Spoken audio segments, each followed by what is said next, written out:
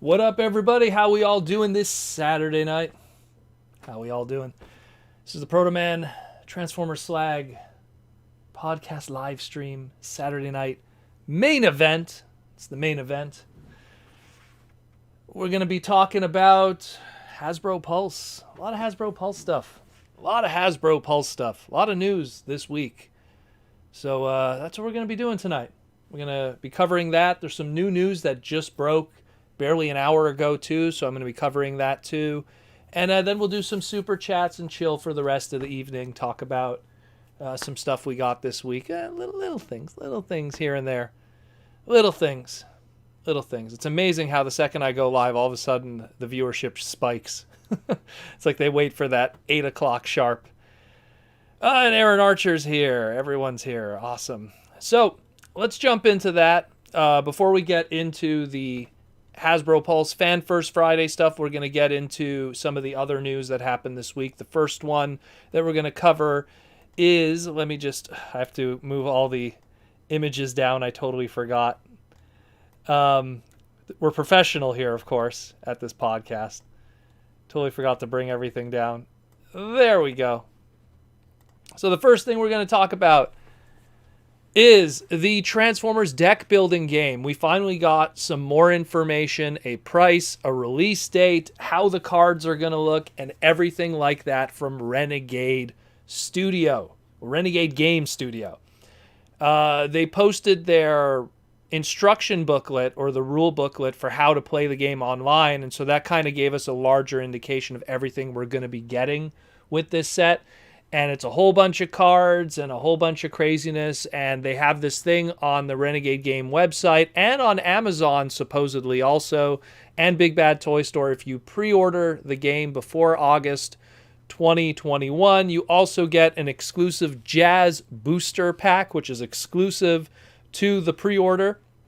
Supposedly, the box set itself only comes with 6 character cards and 6 standee cards. If you get this Jazz one, you get a bonus Jazz booster set, which adds a 7th character to it. The characters up to this point that we do know of is Optimus Prime, Ironhide, Wheeljack, Bumblebee, RC, and Ratchet. Jazz will be the 7th. A lot of cool stuff here. Again, it's a deck building game, slightly different than that of a TCG, like the Transformers TCG that Wizard of the Coast put out just a couple of years ago. Rest in peace, that TCG, unfortunately. But this is kind of the next thing for us tabletop gamers to kind of move next to for the Transformer brand. And it is that of the Renegade Game TCG. I have been in contact with this company. They will be sending me some extra goodies and stuff and some preview cards to talk about on the podcast in the future. So be sure to stay tuned for that when the time comes.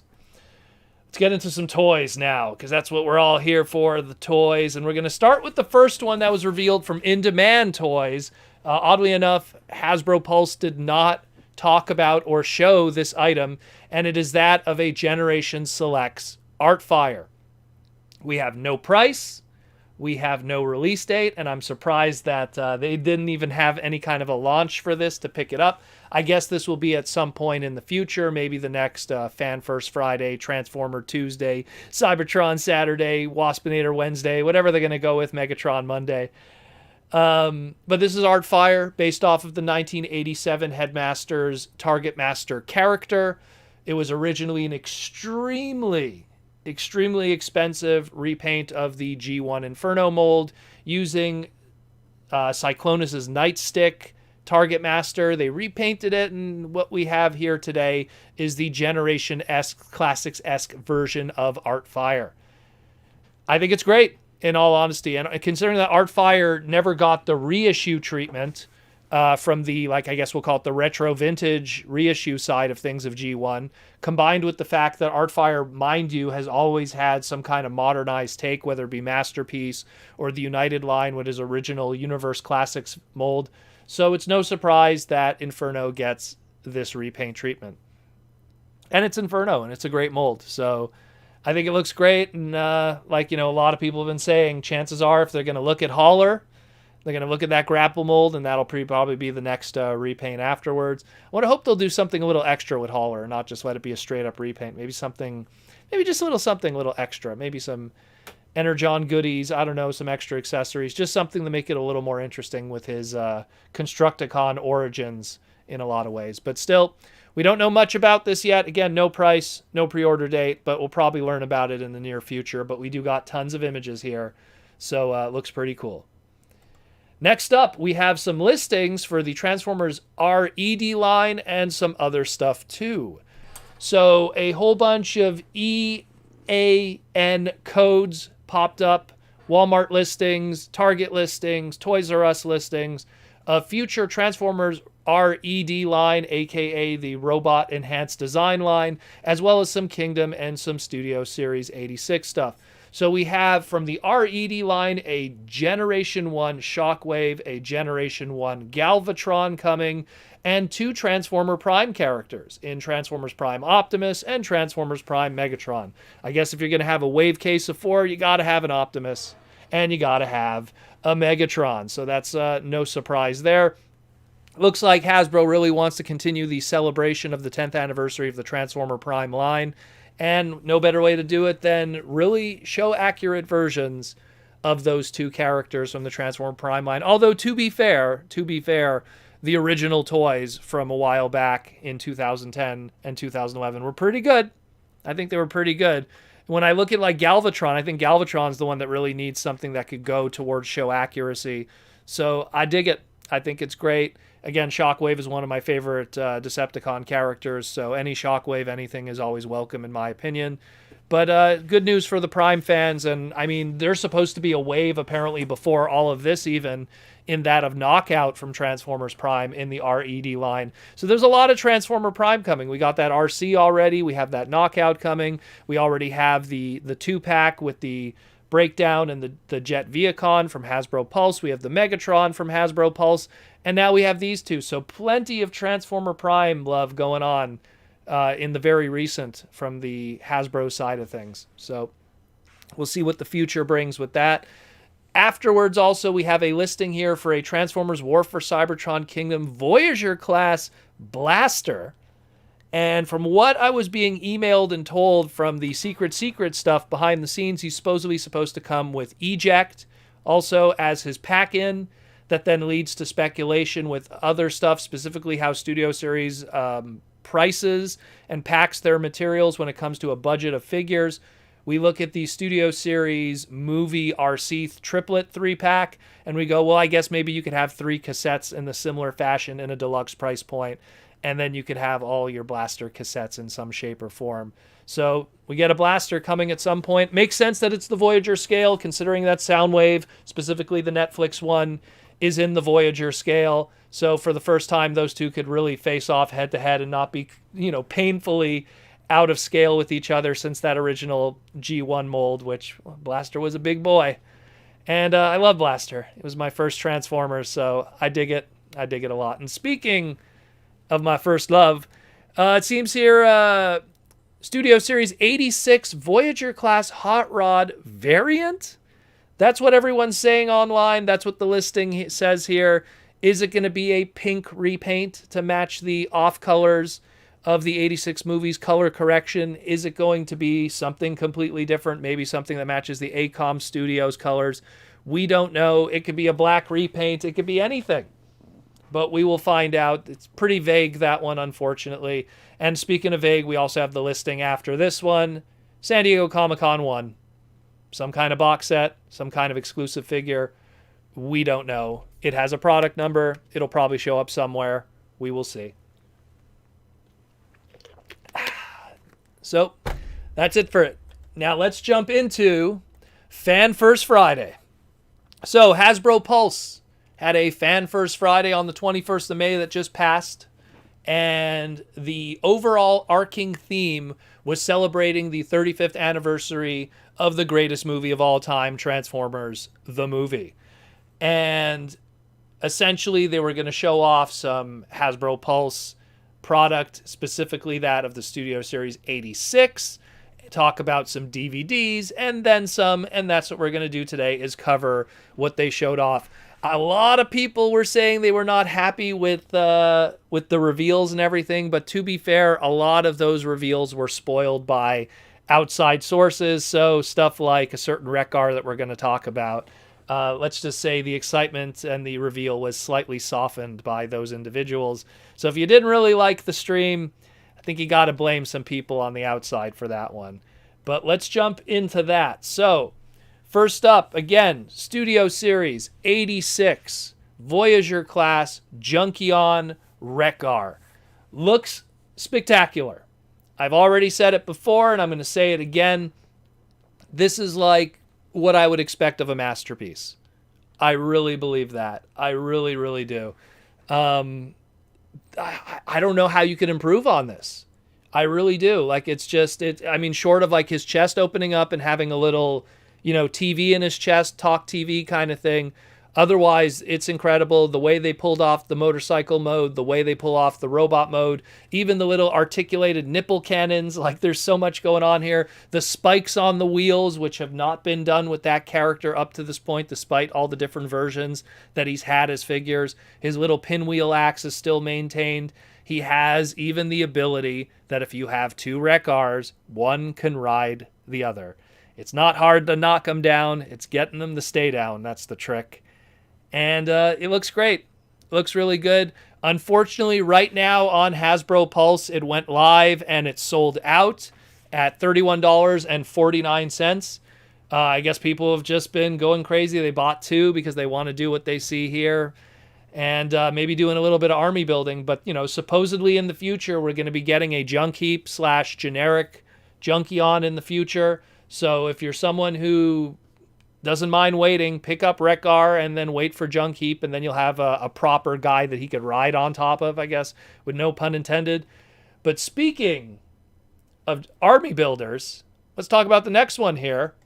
And it's that of the Sharkticon Studio Series 86 Deluxe class. This one is really interesting because we've already had a few different figures in recent years. The Cyberverse line had a whole bunch of them. The Titans Return line had a really good one in that of the Scout price point. So I'm pretty surprised how they were able to still revisit the well and make it even better than what it was before. And Hasbro going out of their way to even have the accessories be really close to how the original Toys accessories were. Really awesome stuff. The proportions are very much like that of the Fluoro Deary design, that more fatter kind of body. Everything, even the color scheme, the colors are really good too. They really made a strong effort. And as they mentioned, the little mace accessory that also makes the Sharkticon's tail can be detached, can be put in Studio Series 86 Cup's hand, and you could reenact the battle in the Sharkticon pit, or the Quintesson pit of judgment, where they fought the Sharkticons, and he could swing that around. So that's pretty cool too. Nice little touch there. I like that attention to detail. 86 movie is my jam, so any little thing that could reenact any of that kind of stuff is great. And of course, I forgot to mention it with the junkie but the junkie background is of course going to be the planet of junk that's going to be included with the packaging. And of course, with that of the Sharkticon, you will be able to get the background from the Sharkticon pit. Also, this technically was supposed to also work in conjunction with that of the Slug figure that was revealed. But we all talked about the Slug figure and Studio Series 86 Leader Class Slug. We know everything about it now from all the early leaks and everything. So not really much to say about that one, but this is pretty awesome too. Unfortunately, also sold out on Hasbro Pulse as we speak at $22.99.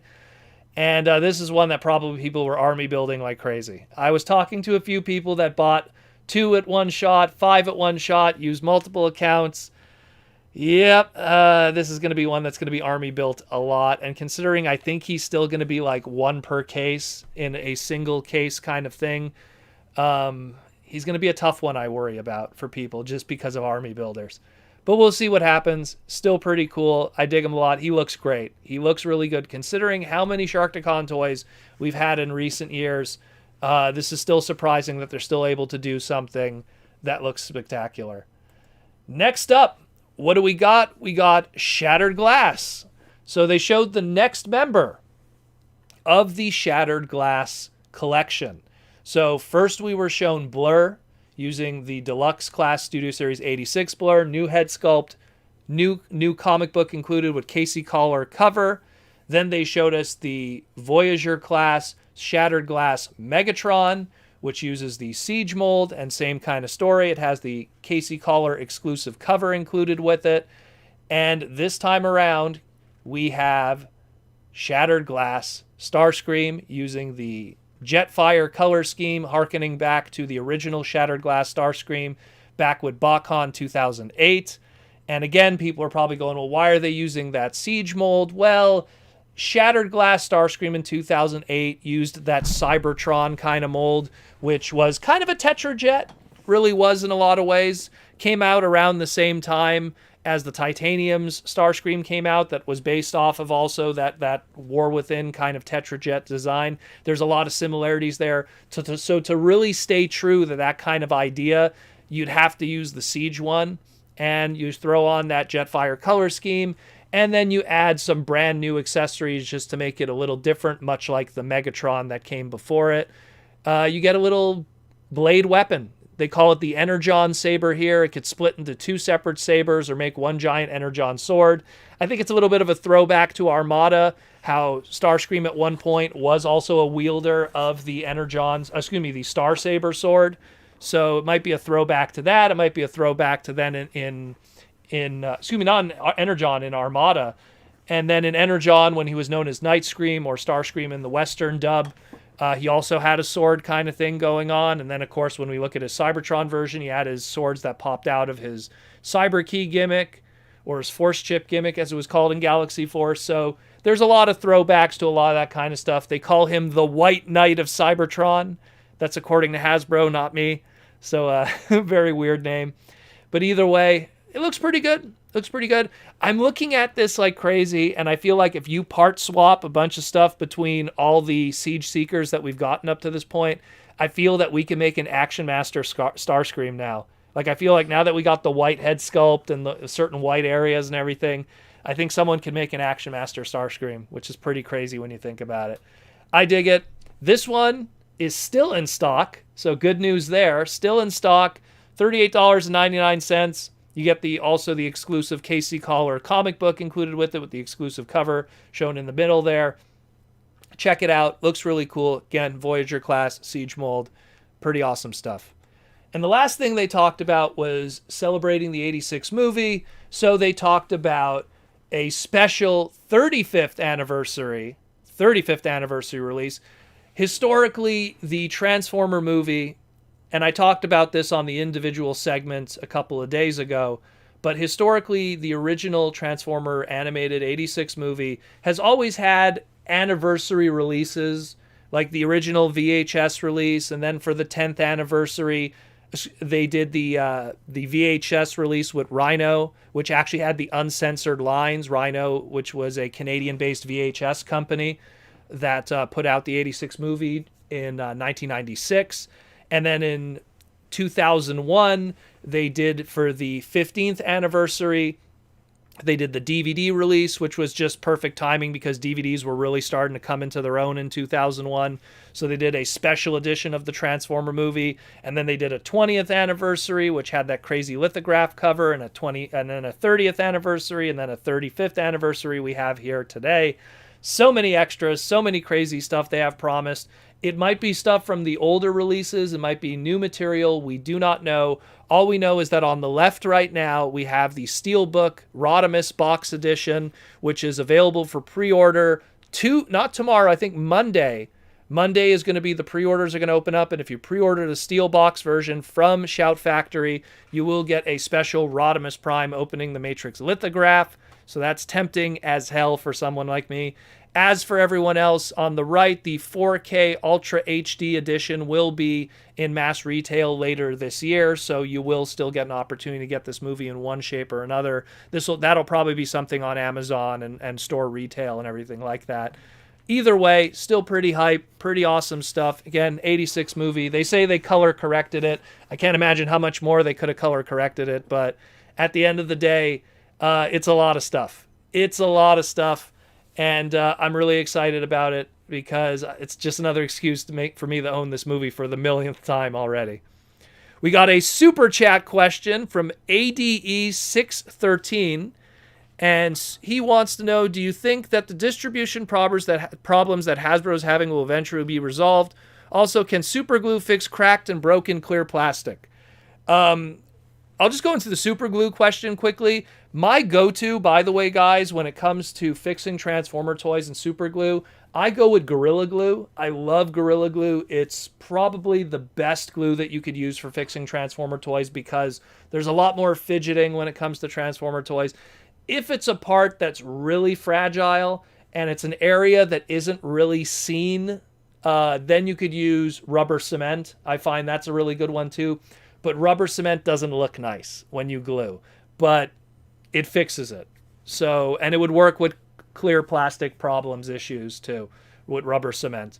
But I would go with Gorilla Glue. It's the one that it doesn't break down the plastic. Gorilla Glue, which is another key thing. Some glues, some super glues, when you put it on certain plastics, it actually damages it.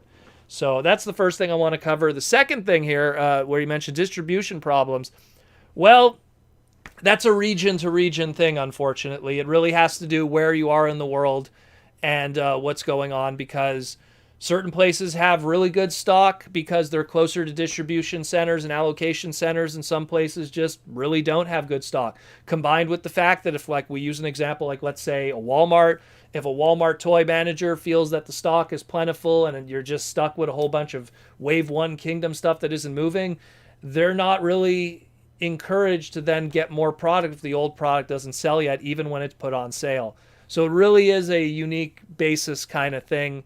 I wish I could give you a straight answer. I do know, like recently Hasbro announced today, there will be a reissue of some of the Galactic Odyssey stuff, specifically the Cone headset from Amazon. So if people had problems getting that because of it selling out, it is available now again. I don't know for how long. It's not on Amazon yet, but it is coming. It is coming, so keep that in mind. As for retail distribution, I can't answer that because that literally is a week-to-week kind of thing, location-to-location kind of thing. But thanks for the super chat question, my friend. I hope that helped you a little bit. Back to the news. We still got some more stuff here, and it's that of Cyberverse. We got 2 announcements, one last night and one literally a couple of hours before the podcast started. The first one is that of the Transformers Cyberverse Season 4, Roll and Combine.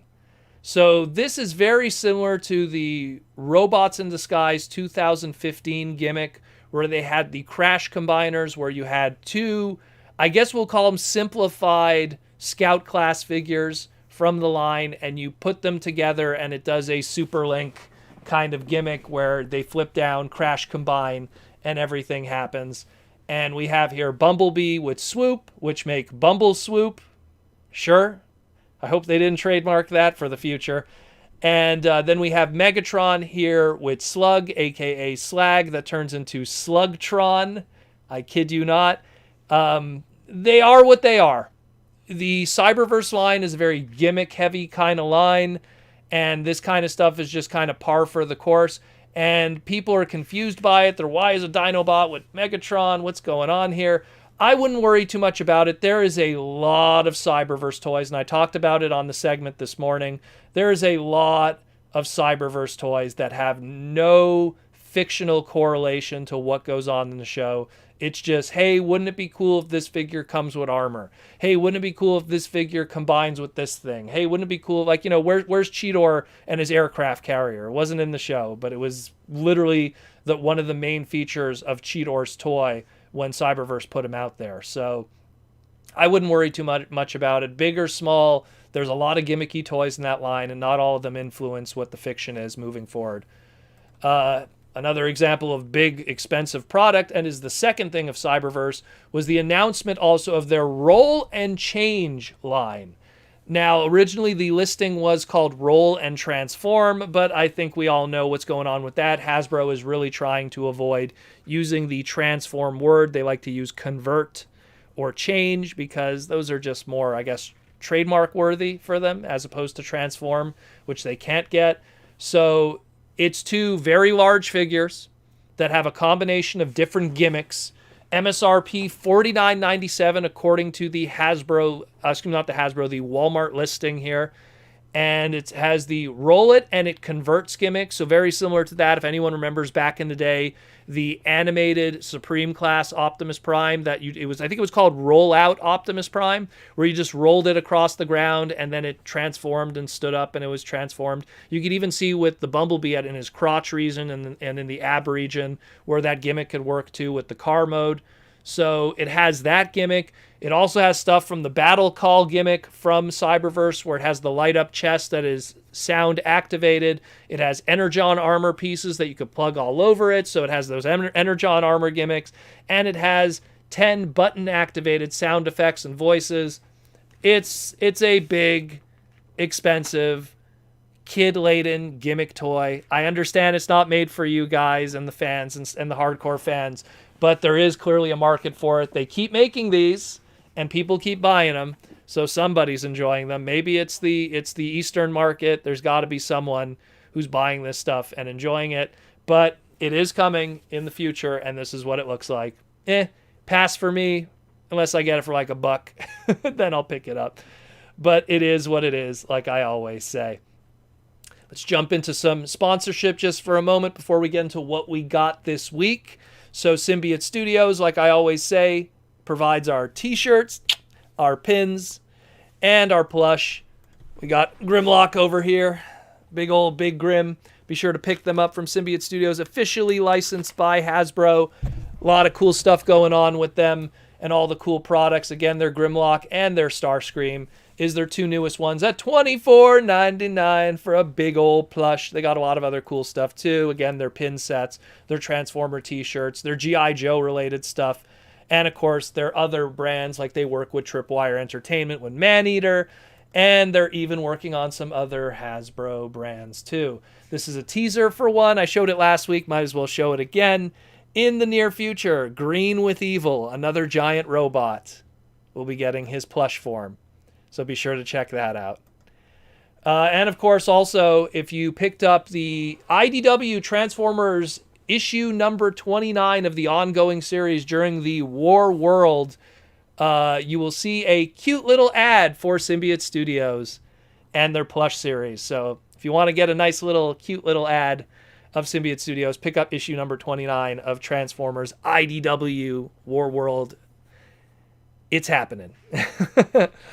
Gotta love it. Gotta love the plush. So thanks again for Symbiote Studios and Hasbro for sponsoring the stream, as always. Let's jump into what we got this week. Not a lot of stuff, of course. Just want to give a shout out to a few people who sent me some cool stuff in the mail. Number one, this wasn't in the mail. This was just a friend of mine. He's like, hey, bro, do you want a Spider-Man 2099 figure? He found this at a garage sale. And he knows I love 90s junk. So I was like, oh, sure, Spider-Man 2099. I love Spider-Man 2099. So nice 90s as hell action figure. Pretty cool. Dig that. I think it's a recent one, though. But hey, it's Spider-Man 2099. I can't go wrong with that. Also got sent to me in the mail from Ryan C. CY, he wanted me to say his name specifically. It's Ryan _CYPI, which I think stands for, CVPI, the Crown Vic Police Investigation, whatever. It's something like that, Ryan. He sent me, because he went to Ollie's and they had the first run edition of Rung. And I wanted to get this really badly because while Rung did have a plentiful release with Earthrise, I really wanted to get his first edition, release, his first printing from Siege in the very last wave of Siege, because this was actually very difficult to get. And he packed it all nice, like it was, like literally this is how it was packed all nicely and everything. Protected. Thank you, Ryan, for that. Thanks for the hookup, brother. I mean, I paid for it, but it was still, I really wanted to get it, and it was cheap at Ollie's, and I was very happy to see that. And the last thing, I want to give a shout out to Mikey and Louie, and a little side project that is happening behind the scenes for my patrons and everything. We're working on some GoBot related stuff that is going to be a nice little gift in the mail for my upper tier patrons of my Patreon. A little project I'm working on with some 3D printing and some GoBots and some customizing. So stay tuned to that, my patrons, because you'll get a little something something in the mail. Surprise, you'll see when that happens. But it's a little project I've been working on behind the scenes, and it finally all came in the mail today, thanks to Mikey and Louie and all their super, super, super talented stuff that they do with 3D printing. They're the people that were behind the HasLab Unicron upgrade set. So pretty cool stuff there. I think Mikey's somewhere in the chat too. But yeah, awesome stuff. And that's it, more or less, for what we got this week. I don't buy a lot of stuff. I did get that Pretender Shell Thanos figure. I know people were asking about it last week. It's upstairs. I have a Thanos kind of like mini display next to my upstairs bathroom. No relation to why it's next to my upstairs bathroom. It's just it has this nice corner display there. And I kind of put all my Thanos stuff that I've gotten throughout the years. My very first Thanos figure was when they did the Silver Surfer cartoon back in the 90s. They did this like Thanos figure that was like pointing and he was smiling, and he came like this with this big light up cannon, because for some reason Thanos needs a big light up cannon for a 90s toy. And that was my very first Thanos figure, and then just ballooned from there. I tried to get every Thanos piece of merchandise. The Fantastic Four one that they did a repaint with Adam Warlock with Toy Biz, a lot of cool stuff. So now Pretender Shell Thanos has been added to the collection. And it's weird. I'm going to take, you know what I'm going to do probably at some point, if anyone's following my Instagram, I'll take a nice photo shoot of it with some of my other Thanos merchandise, just to show how the scale is with everything. I will say this, it's very pricey for what it is. It's a very simplistic toy for a very specific audience. Dear Proto, do you prefer the Infinity Gauntlet comic over Infinity War? Oh, you can't compare. Jim Starlin's not even more so the Infinity Gauntlet comic, but what is the prequel to it, because I feel Infinity War is the prequel comic, which was Thanos Quest Part 1 and 2, which I heavily suggest anyone who has any way to read those books, probably a trade paperback out there, if you could get those trades. If you want to understand why Thanos is such an awesome character, you pick up those two books. Jim Starlin wrote it. Ron Lim was the artist. Incredible book. Incredible. In my opinion, Infinity War was trying to be those books instead of the Infinity Gauntlet miniseries. The Infinity Gauntlet miniseries is great too, but it doesn't compare to Thanos Quest. Thanos Quest Part 1 and 2. Check it out. Really good stuff. We got a super chat question from Downright Superb. Thank you, Downright Superb, always supporting the podcast and the craziness. What is more likely to see animation? Shattered Glass, Japanese continuity continuation, or Transtech? Well, I mean, I'm going to go with really what Hasbro has been supporting, and it's pretty clear that they do, it's kind of a tough one. They do have a lot of interest in Shattered Glass. You know, the fact that they're willing to do a comic, the fact that they're willing to do a toy line in a lower run number too.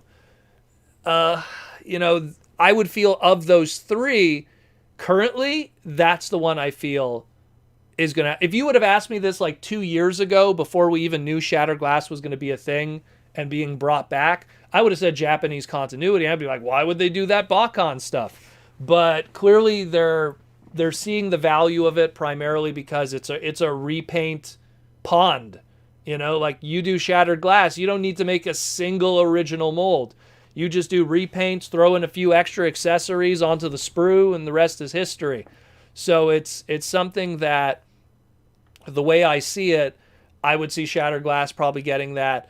Would they do it?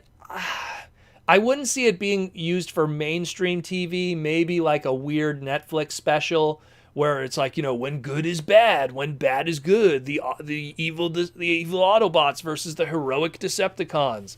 I could see them doing some kind of crazy, one-shot Shattered Glass, like maybe episode or like a mini movie, kind of like what DC does with their little like straight to DVD, straight to Blu-ray kind of stuff that they do. I could see that. I could see that happening, but not like a full-fledged like Shattered Glass ongoing toy line and ongoing cartoon series that's on Nickelodeon. Like I really don't think they would do that. That would be so confusing to a generation of kids that would start watching Transformers and Megatron is the good guy. Like that would just be, the sky is blue and the grass is green and now the sky is green and the grass is blue. Like everything is upside down. Cats chasing dogs. They won't want to do that for sure. But I do see that, like, again, and when you look at the other ones, like Japanese continuity, right? Japanese continuity, when you really think Japanese continuity, Headmasters, Master Force, Victory Zone, that's making new leaders. I would love that. New leaders, new characters, new focuses, new people, not just the Bumblebees, the Grimlocks, the Starscreams, the Megatrons, the Optimuses. Headmasters, Master Force, Victory Zone was all fresh characters, fresh trademarks, fresh ideas, fresh gimmicks. Would they do that? I wish. Would they? I think the only way we would get that is if we had a movie year that really guaranteed them that all those other trademarks that would be ignored because of it, like it's one of those things like, okay, we're going to do something that's completely different and none of those trademarks are going to be used. They better have stuff on the side that's going to make sure those Bumblebees get used, the Starscreams, and they will. They will. There's going to, that's why stuff like Transformers RED or like even like, back in the day when we had bot shots and Creo and tiny turbo changers and tiny titans and all those sublines on the side that just were some way to revigorate those trademarks and keep them alive when you're doing Cybertron at the time that had a whole bunch of characters that, Cybertron didn't have a Bumblebee trademark, but Cybertron didn't have a Jazz trademark. Cybertron didn't have a Hot Rod or Rodimus trademark, so you have to kind of have those other lines on the side, which oddly enough, at the same time that Cybertron was happening, so was the Titanium's line, which had a Bumblebee, which had a Hot Rod or a Rodimus, which had an Optimus, which had a Starscream, which had a Jazz, oddly enough. Even had Jazz. So, it's funny how that works. I always preach it, but it's funny how that works, eh? So, and what was the last one you said? The last one? Oh, Transtech. I wish. Transtech is one of those things where it's like, it's one of those like, I wish I could have seen what it could have been in its original intent. Not like, and no offense to what Fun Publication and all the crew did with it, what the original intent was. Not it being like, oh, it's Transtech, the hub of the universe and stuff like that. No, not that. I mean like what Transtech was really intended to be back in the day as a sequel series to Beast Machines. I would have loved to see where that could have gone. In an alternate continuity where Beast Machines was this like gangbuster success and Mainframe Entertainment still had a really good relationship with Hasbro to march forward into that. And what was the company? Drexhall Studios that was doing the designs. I would have loved to see where that would have went. I would have loved to. Obviously, like, somewhat like Alex mentioned here, some of those designs were used for the movieverse.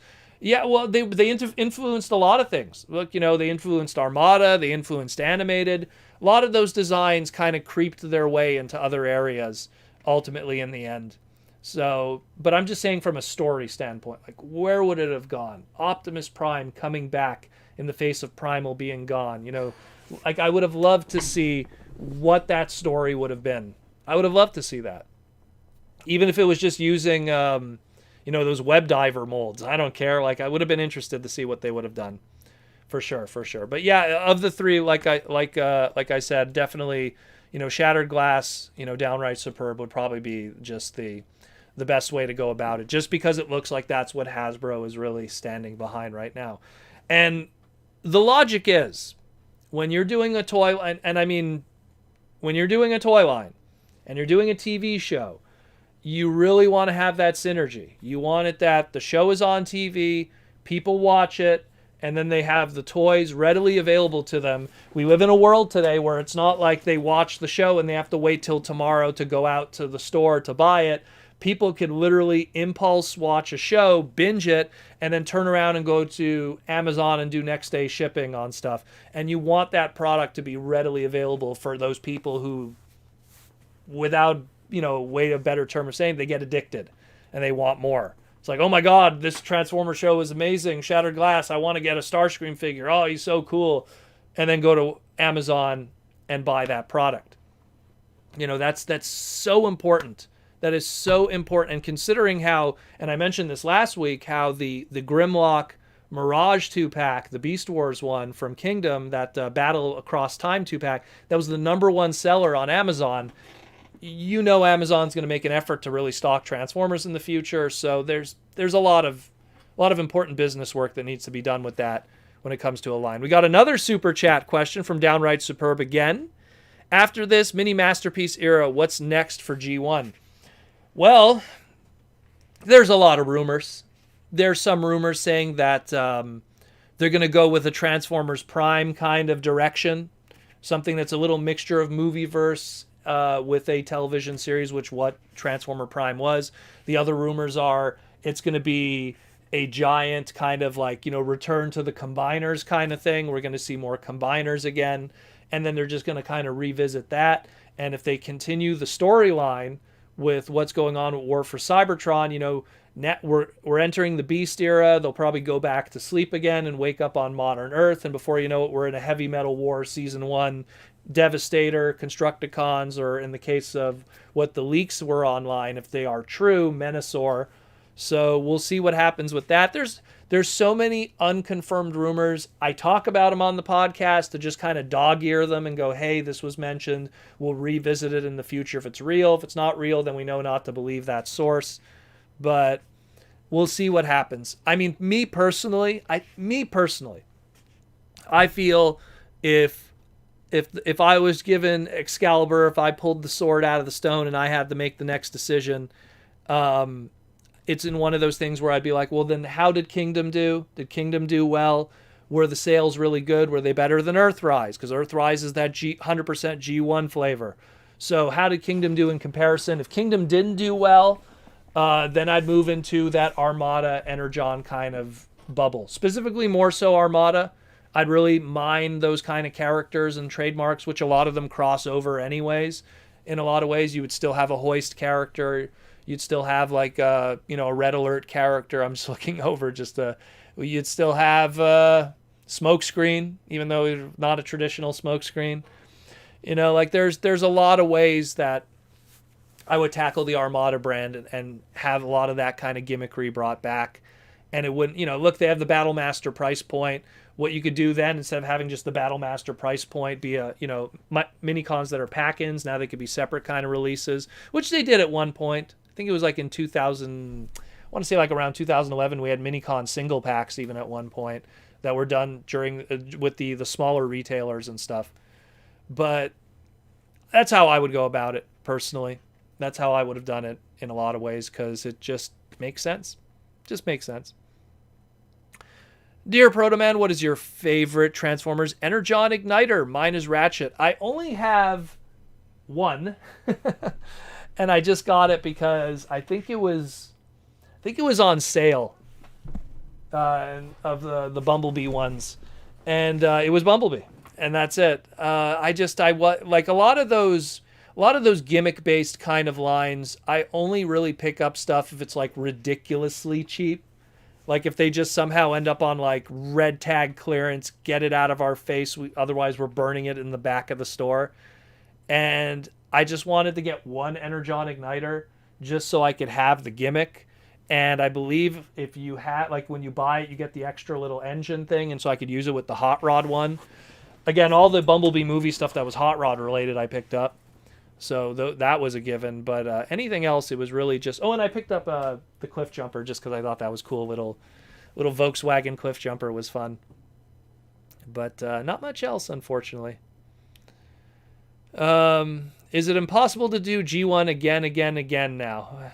I think Hasbro is going to milk G1 as much as they can until people stop buying it.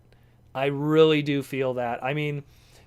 people are a little burned out, but the thing is people are still buying it too. I think there's a pocket of the vocal fandom that's oh my God, more G1. Why can't we get something different? But the other flip side of it is people are buying it like crazy too. So if people are still buying it, they're going to still keep doing it. That's how Hasbro works, man. You want to like vote with your dollar.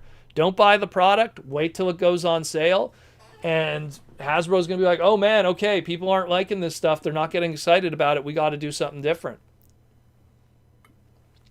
So it kind of becomes that kind of situation. You know, and look, like, I've said this in the past before, like Generation 1 was 1984 to 1991. New Generation 1, which kind of started with the Classics line in 2006, think about it, man. It's been going longer than the original Generation 1 did in its original run. So at some point, we're going to have to do something different. At some point. It'll catch up. Nothing goes on forever. Nothing has that confidence that you could keep selling people the same characters and figures over and over and over in designs without it finally slipping. And the moment it does slip, then we'll get something different. It's happened in the past. We had slipping, we got Beast Wars. You know, we got slipping, we got, you know, animated. Like it happens. People get bored, they got to do something different, and then creativity and uniqueness sometimes is the phoenix that rises from it in a lot of ways. So we'll see what happens in the future. But it really is one of those things that you really have to, I don't want to say not support the product, but it's like, it's one of those things that people are buying it, man. Someone's buying it. It's not me. It's not me. I'll tell you this right now. It ain't me. Someone's buying it in large numbers. Who that is, I don't know. Who that is, I don't know. I maybe it's people on the boards or something that I don't really interact too much with. Hey, Proto, what would you like? Would you like a multiverse theme for the next trilogy? I mean, in a lot of ways, that's kind of what some of those figures really are. I mean, when you really look at what the Generations line was before we started the trilogy kind of idea, when we had Combiner Wars, Titans Return, Power of the Primes, and then Siege, Earthrise, and Kingdom. I mean, Generations, like Thrilling 30 and all of that, wasn't it? It really was in a lot of ways a multiverse. We would get Japanese stuff like Black Shadow, Beast Machine stuff like Tankor. We would get Dinobot from Beast Wars. We'd get weird weird G1 non-show characters like Whirl and Roadbuster. Like that last year of Generations, during that like Thrilling 30 bubble. I mean, we even got like video game toys, like all the War for Cybertron and Fall of Cybertron toys. Like that was in a lot of ways a multiverse in itself. It was the Transformer Generations, all of that. So I feel like it's still, we still kind of have that.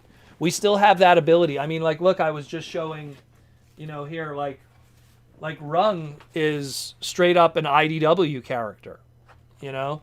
So it's a comic book, but yet his toy still ended up in Siege, even though he wasn't a show thing. And then we had Japanese characters. We had comic book characters like Impactor, which was a UK comic book thing.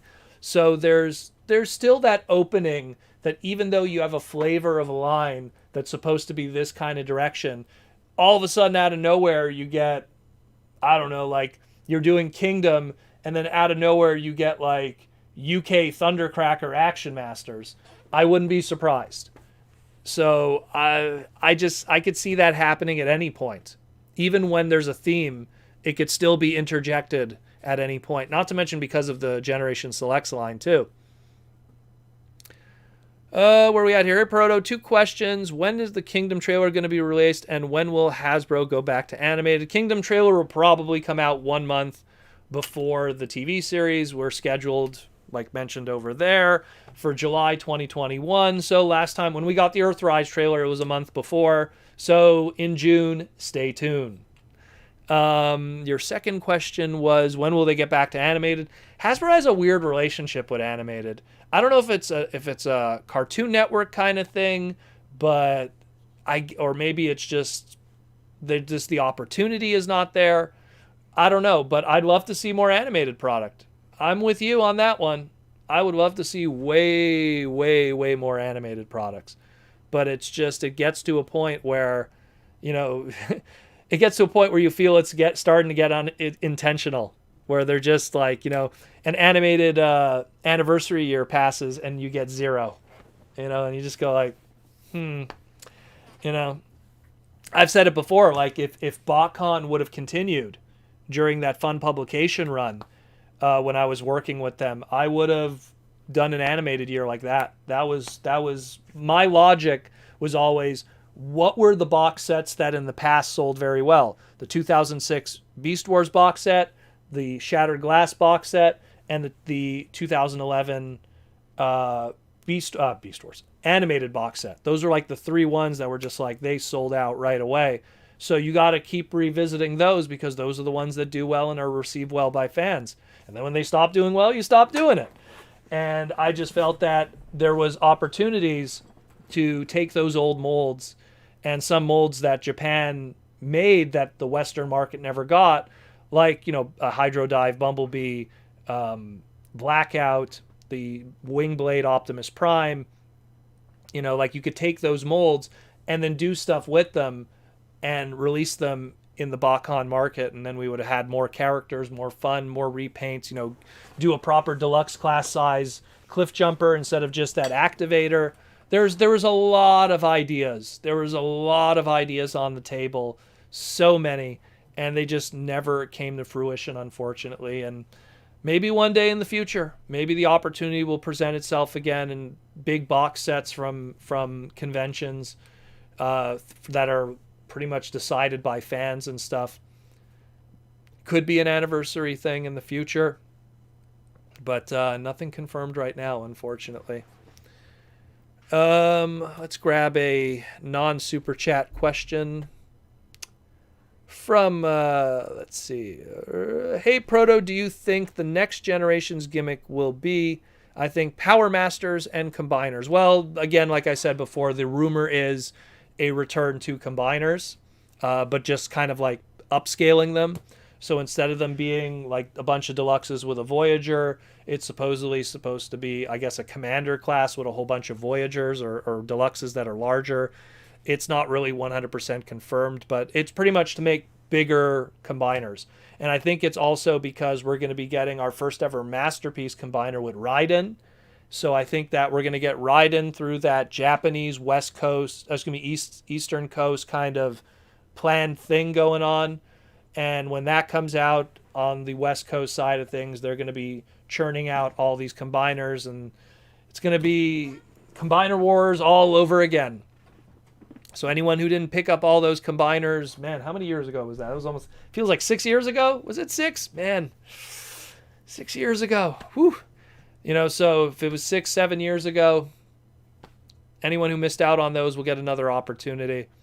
I felt like when Hasbro and Hasbro Pulse was reissuing those Combiner Wars Devastators, it was kind of them going, let's get rid of this old stock before we reissue it all again. We'll see what happens with that. Again, it's hard to tell. It's hard to tell. Hey, Proto Man, do you think about a Transformer that turns into a chin for a Combiner? Well, that would be, you know, we've had... During Combiner Wars, we had our traditional Combiners, and then you had like the small little scout classes that would turn into like chess pieces or B pieces all over. Who knows?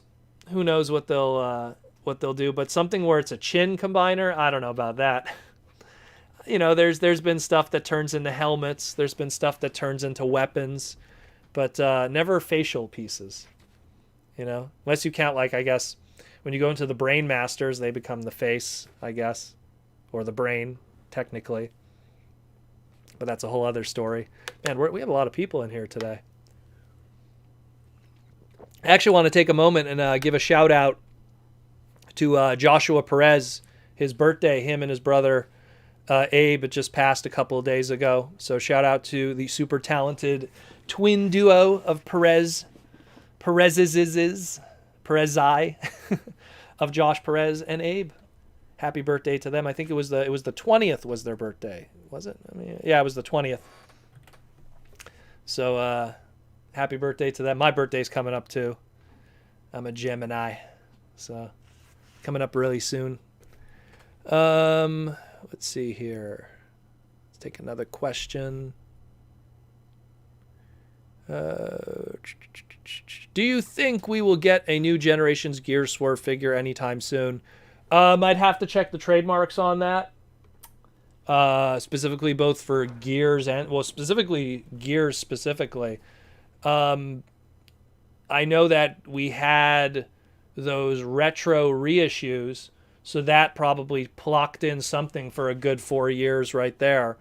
So those retro G1 reissues, I'd have to look into the deep nitty gritty of it and see what has been trademarked, what has been used, because it's not just Transformers. I got to make sure that Swerve wasn't used in a My Little Pony line or in a G.I. Joe subline or something like that too. Or there wasn't like some kind of, like Beyblade figure that was called the Swerve, or something. So anything under that Hasbro brand, I got to make sure. So I can't really answer. I'd have to chat. I'd have to look it up. But I mean, look, here's the thing. Probably in the next 4 years, if not less. That's what I always say. Dear Proto, have you seen Mummies Alive? I love Mummies Alive. Any short 90s toy lines, I love. Love Mummies Alive. It was a Western Canadian Sentai series, I like to call it, that never got enough love. And the line was way too short, like most 90s toy lines that literally went for like a wave and a half and then was never heard from ever again, unfortunately. Let's see. Hey, Proto, when do you think there will get Grindor and Ravage? That was 2 listings that were shown. I didn't report them because I wanted to get more information on them. Supposedly there was some new updates on it, so I might actually talk about it maybe tomorrow or the day after. But I do know that there is supposedly a Grindor and a Ravage coming. The funny thing is Grindor was supposed to be like way bigger than Blackout, and he's just going to be a straight up repaint of the leader class. Now I understand it's just easier to repaint the leader class than that.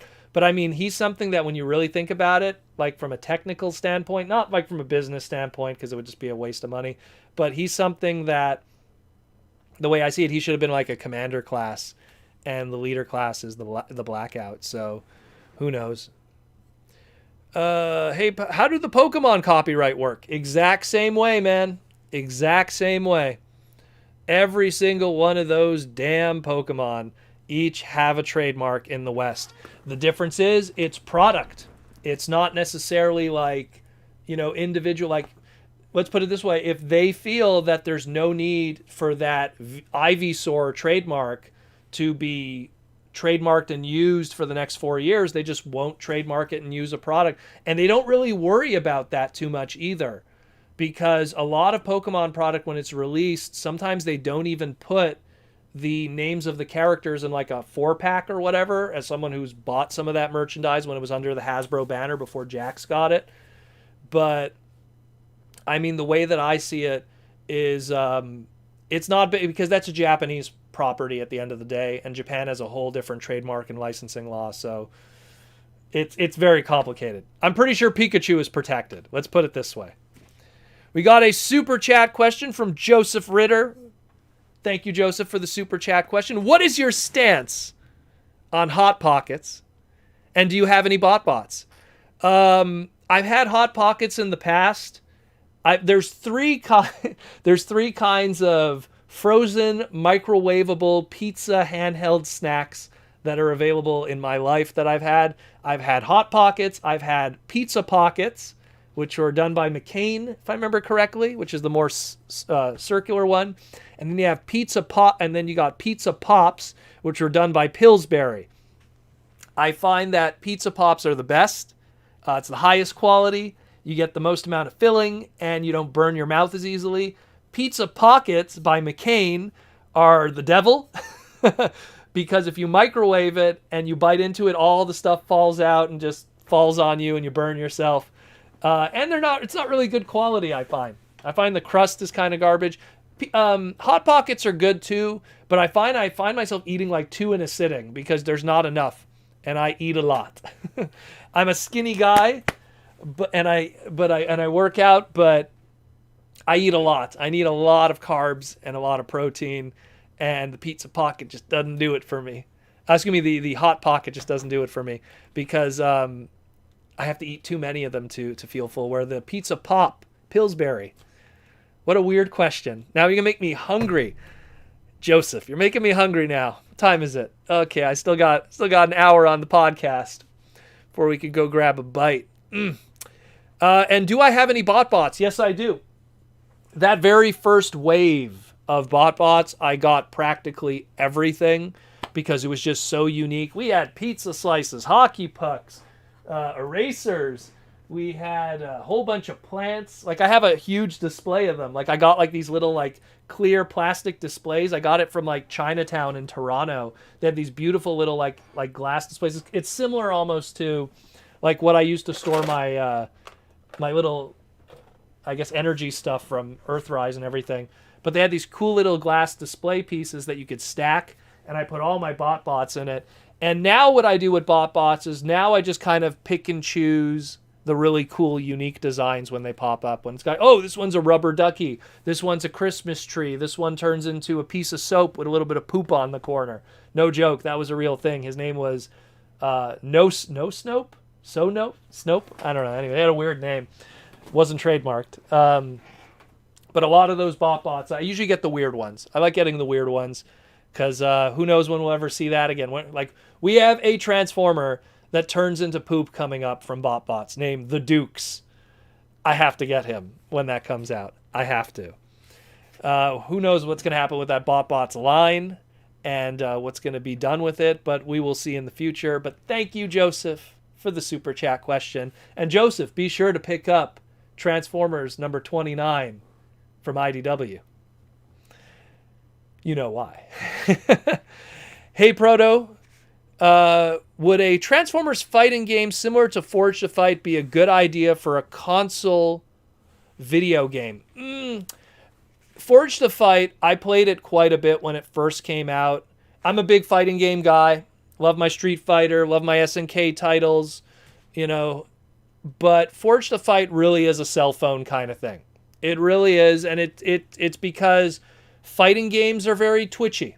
They're very, very twitchy, and when you have cell phone stuff, it's the same thing. Like, they put out that the Mario Kart game, I think it was called Mario Kart World Tour for the cell phone, and they were just like, ooh, how are we going to do online play? Because it's very twitchy racing games. It's the same thing. You got to really be accurate, and, you know, a millisecond could be the difference between, you know, defeat and a win. So Forge to Fight, if it was on a console, you got the power, you got the modem, you don't have to worry about lag and stuff like that. You don't have to worry about the limitations of cell phones because not everyone is on the same device level. That's the biggest problem with cell phone users is look at a guy like me. This is an iPhone 5S. I'm really behind. And I'm barely able to play anything on this thing. I could play Pokemon Go. That's about like the wall that I hit. But I have an iPad upstairs that's way better. I could do a lot more stuff with it. It's a lot more modern. But the point is, the cell phone market, because there's no standard, everyone's all over the place with different companies and different devices and different levels of power. You have to make these dumbed down kind of products. When you have a console, you have a standard. You have a straight up standard, my brother. And it's one of these. And Matthew, I forgot to mention your name, Matthew. You know, it's something where you have to then take that standard and go, okay, it's a PS5. This is what it's capable of doing. And then, you know, everyone else who's going to be playing on the PS5 has the same power, has the same modem. Might not have the same internet connection. That's a different story. But at least they're more or less have more that they have to work with.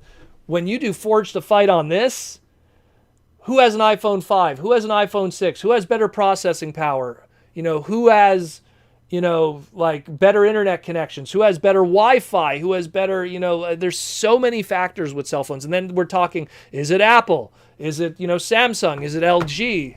So, which all have different processing powers and issues and good and bad. And, oh, this one, when you're charging it while you're playing games, it overheats a lot. So I would do a fighting game that was a lot more similar to what Street Fighter does and SNK. Keep it more, you know, that kind of level. I know people don't like complex fighting games because they're hard to kind of like jump into and be a new user, but it's something that, the way I see it, I would do it something that might not be very open friendly, but I would want it that way. I'd want it more in a Street Fighter level. I'd have characters that transformations. Like, I always say the best fighting game that Transformers ever had, was the Game Boy Beast Wars game. And not a lot of people talk about it because it was a Game Boy Beast Wars fighting game. It was very limited in its market. It was only available in Japan. So that's how it is pretty much. But it's a great game. It shows how you could do transformations and get different kinds of fighting styles. So if you're using Optimus Primal in his robot mode, he has like a fireball and everything because he shoots from his wrist cannon. When he becomes a gorilla, now he has all these kind of like gorilla moves. He throws his butt out because he's a gorilla. So he uses ape butt for like a thrust move and stuff. That's how I would do it. I try to track down a copy of the Game Boy game. It has a crazy name. It's like Beast Wars Super Fight Legend Ultimate Battle, whatever, Beast Wars Fighting. It has a whole bunch of Beast Wars and Beast Wars 2nd characters in it. Maybe you could download it illegally, and play it for free online. Maybe there's some websites that let you do that. I don't know. I'm just saying. And you'll understand what I would like to see from a fighting game. But take that limitation of the Game Boy version and blow it up to PS4 graphics and PS4 storytelling and cutscenes and unlockable characters and DLC over time and season passes and all the stuff that like Killer Instinct and SNK and Samurai Showdown and King of Fighters have been doing, and of course Street Fighter. There's a whole different market with that, with the video game stuff. I could go on and on about the video game related aspect of it. That's a whole other story. I did a huge panel. I know I talk about it once in a while. I did a huge panel about Transformers and video games at TFCon back in 2010. It's on Vangelis's channel. If you look at Vangelis's channel, TFCon 2010 video game panel or VG panel, I think he put it under. TFVG panel. I talk about everything from the beginning up until War for Cybertron. And I go into even the fighting games. But thank you for the question, Matthew. I hope that helped with the long rant. Oh, man, we got more super chats here. John Morris says here, we need more super chat questions. Let's go, everybody. Show some support. Keep up the great work, Protoman. Thank you, John, so much for the super chat. Thank you for the support. Ask a question, too, John. Ask a question, too, my friend. Thank you for the super chat. Mikey wants to know, hey, Proto, what is your theory on the story for Netflix Kingdom? In all honesty, I'm basing everything off of what the Netflix toys are. Because if you look at, not the Kingdom line, but the Kingdom Netflix stuff, that usually is a better indicator of what's going on. Actually, it's two things, really. Number one, and I've said this in the past, number one, big expensive toys get the focus. So whatever your Commander class is and whatever your Titan class is, they're going to be in there. We had the Commander and Titan in Siege, in Jetfire and Omega. We had the Commander and Titan in Earthrise, in Scorponok and Skylynx. And they're going to try to sell their big, expensive product. It's going to get the focus. It's going to get the feature. It's going to get the Amazon purchases. You're going to see the Ark and the last Autobot, and you're going to see Rodimus for sure. Will they be in just one episode? Will they be a primary focus across the whole thing? That's a different story. Number two, the Netflix stuff. We already saw that Optimus and Rat Trap are going to get some kind of a 2-pack. So obviously those two characters are going to be featured. Whatever is going to be getting Netflix exclusive kind of stuff is going to be an indication of what is going to be in Kingdom. 100%. Much like we saw like the Netflix exclusive, what's it called there? The DCS, the DCS Warriors, the clones there. Like, all of those guys are strong indications of that. Obviously, there's some background characters, too, that get no focus. But, like, we had the different colored side swipes, like the deep cover and everything, because it was a background character, technically was part of it. But those are the better indications. So, like, just because, and I know look, I might be wrong, but just because we got a Black Arachnia Kingdom toy doesn't mean Black Arachnia will be in it. I hope she is. I really hope I'm wrong, but it also means we don't know if she'll be in it or not. So that's something that's really, you have to keep that in mind. It's, again, I always work with what happened before, and that's the historical indication of what will happen before. Look what the Netflix line has been up to this point with Siege and King and Earthrise, and look how it panned out for what the fiction was. So it's going to be the same thing. Look, the Alita figure, the Bumblebee figure, like it's that kind of stuff. It's that kind of stuff for sure. So I just hope they do the Beast Wars characters justice. That's what I want more than anything else. We've had 12 episodes now of G1 guys that have not impressed me. And that includes my Roddy that's probably going to be showing up. Good old Rodimus. But let's make Cheetor awesome. You know, Cheetor's going to be in it. He has a Netflix toy. Let's make Primal awesome. Make sure you get some good voice actors. Please get some good voice actors. I know it's a losing battle already because Beast Wars has some of the greatest voice actors of all time. But, I mean, geez, like, how do you replace David Kay and Scotty and Gary Chalk and Ian Corlett? Man, that is going to be some tough stuff. That is going to be tough. That is going to be tough. But thank you for the question, Mikey. And thank you for the little heads and all your hard work. Stinkfist69 with the gold super chat. Thank you, Stinkfist69. Just watched The Last Night. Again, horrible. This is his words. I felt like 20 different ideas were put into a movie that really is the worst TF movie. What do you think went wrong? I remember having such high hopes from the trailer. When I first saw the trailer, it was a teaser trailer, I had no high hopes. Then I found out that Hot Rod was going to be in it, and it was The Last Night, and then my brain put me in a different place, where it's like, oh, The Last Night, Hot Rod, oh, the chosen one, Rodimus is going to open the Matrix. Yeah, that didn't happen. Excuse me. Got some water in me. I honestly, I think the big problem with that movie was, like you said, too many things going on. I remember a friend of mine who is at most, and I will say at most, a distant casual Transformer fan. He only pays attention to Transformers because he's a good friend of mine and he sees how much of a passion I have for it. He's a local here in Montreal. And so he literally puts himself through this stuff every time. So he came over once and he's like, hey, I never saw the last at the time, The Last Night was the last Transformer movie. It's like, I never saw the last Transformer movie. Do you have it? Could we watch it? And so I had The Last Night. We put it in. We got to the scene where they like, it's Cade and what's her name? They're in the submarine. And we were just like, oh, we can't go on anymore. The movie was so boring. It dragged so long. Like, you know, if it wasn't for oh my God, why am I forgetting his name again? If it wasn't for Cogman, man, I almost forgot Cogman. If it wasn't for Cogman, the movie would have been such a drag.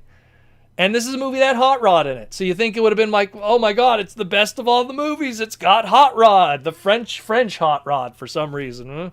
Yeah. But no, it's eh. These movies serve a purpose. They make money. There's a whole different audience on the other side of the globe that eats those movies up. And Will Smith did an interview for when Wild Wild West came out, and he said it the best. He's like, you have to understand that market. That market is very different in how they digest and enjoy and critique movies. A movie like Wild Wild West, when it came out with Will Smith in the Western market, was a bomb and a failure, and it wasn't funny, and the jokes didn't hit. But that same movie got released in that other side of the globe, in the Pacific Rim, and it freaking killed over there because of, you know, someone drops a pair of pants and they see their underwear. Oh, it's the funniest thing in the world. So poop jokes and underwear jokes and nudie jokes and all that toilet humor that works so well with Michael Bay, they love it over there. And I'm not knocking those countries. It's cool. That's what that works for them.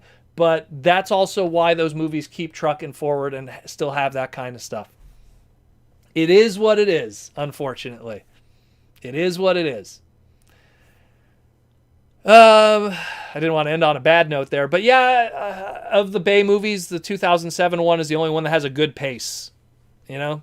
And Aaron Archer's probably in the chat somewhere here. Like, he knows, like, look, after 2009 with the writer's strike, that was probably the worst thing ever to happen to Transformer movies, because it really showed that storytelling kind of took a back seat because they didn't tell a great story because of the writer's strike, and the movie made more money than the first one. So they went like, do we really need to tell a story? Or do we just really need to show some under enemy testicles? Anyways, thank you for the question. The super chat gold question. Stinkfist69, thank you for that, brother. Always appreciate the support you give to the podcast. We got another super chat from Joseph Ritter. Do you think we will ever see another HasLab Transformer, like a big dude, like maybe Nemesis? I think they'll do something. I really do. I mean, I don't think we'll get something as big and as ambitious as Unicron, though. Just because two things. Number one, Unicron should have been a blockbuster success. Should have been this big thing, but it wasn't. And I'm not saying that the toy is garbage. I'm not saying that. And I'm someone who owns it and paid the money. I'm saying more for the fact that people in general didn't receive it well. People in general were not excited about it. It didn't do the numbers they were hoping for. They didn't hit those big hype numbers. You could argue that, the pandemic, and maybe that had something to do with it, and the big V. But all of that stuff was kind of happening before that was a part of the world. Like those I guess we could call them those release dates and those closing dates happened before the pandemic. Before people were worried about their wallets and everything and where their next paycheck was going to come from. So it's something that, the way I see it, honestly, maybe we'll get a Nemesis, but it'll probably be retail. It won't be HasLab. It'll be something that'll be done retail. What HasLab will do next? Maybe we will get a Primus. Maybe we will. But it won't be the same size as Unicron, unfortunately. Which would suck, because if I had a Primus, I'd love it to be as big as Unicron. Something that's just as big as that beach ball. Maybe they could pull it. You know what? I don't know the cost logistics, but I mean, if you didn't have the rings and it's just the ball instead, maybe you get rid of all the silly bells and whistles, the swappable faceplates, the little slag figures, slag as in like those little slugs, the little slug figures of plastic. Maybe if you get rid of those, you get rid of the stand. No, you have to have the stand, though. You got to have the stand for the robot mode and the planet mode. I mean, maybe if you cut some stuff, maybe it would end up being a $400 HasLab figure.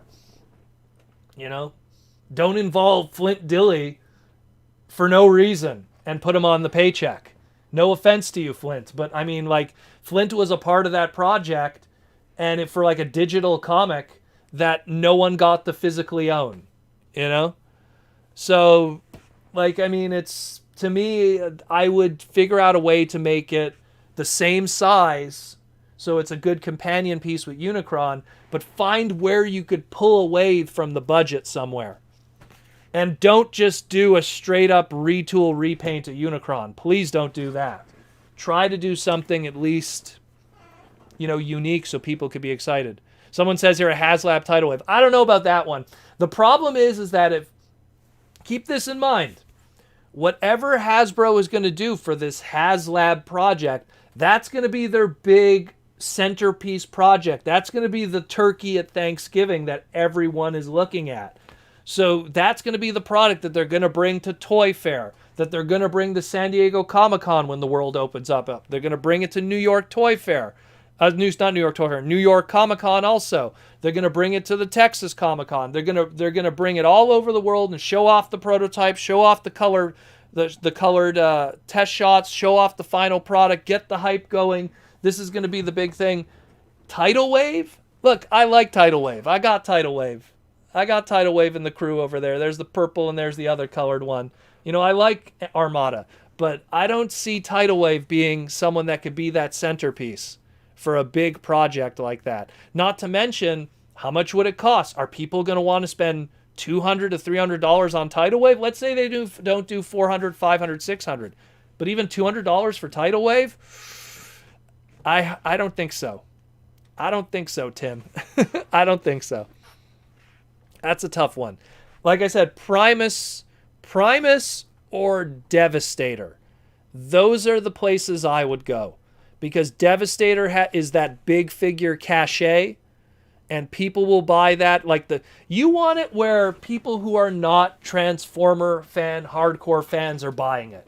You know what I mean? People who are not buying every single Siege and Earthrise product at the time who aren't like paying attention to everything the Transformer brand is doing, going like, oh man, that Unicron's really cool, I want to pick that up. Because I know plenty of people that weren't living the Marvel Legends life, and they bought that Sentinel because that Sentinel was really cool. So you want to create that kind of product. And Planet Cybertron is that kind of product, aka Primus. Devastator is that kind of product. Everything else outside of that is too B-list, in my opinion. And it's like, my favorite combiner is Defensor and Road Caesar. B-list and Z-list, to the mainstream audience. So it's something that's the way I would do it. That's the way I would do it. Anything else is just, it's too tough. It's way too tough. Seeing someone says here, do the USS Flag. Sure. No offense to G.I. Joe, but do Tidal Wave and make them turn into something that's another brand that is having a hell of a time right now. Yeah. G.I. Joe product is selling out everywhere because it's in such limited numbers and they're Target exclusives with Cobra Island stuff, and everyone's just scalping it. But it's not like kids and non-mainstream fans buying it. Like the G.I. Joe product that's selling is not because casual people are buying it. It's really thick.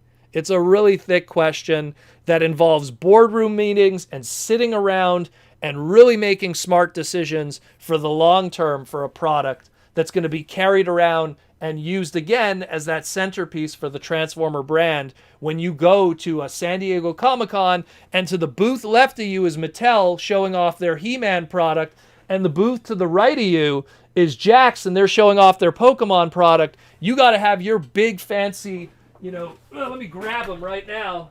You got to have your big fancy mofo sticking right there, going like, hey guys, come over here, check this out. Look at this. Who cares about Pikachu over there and He-Man over there? Come check out this son of a bitch.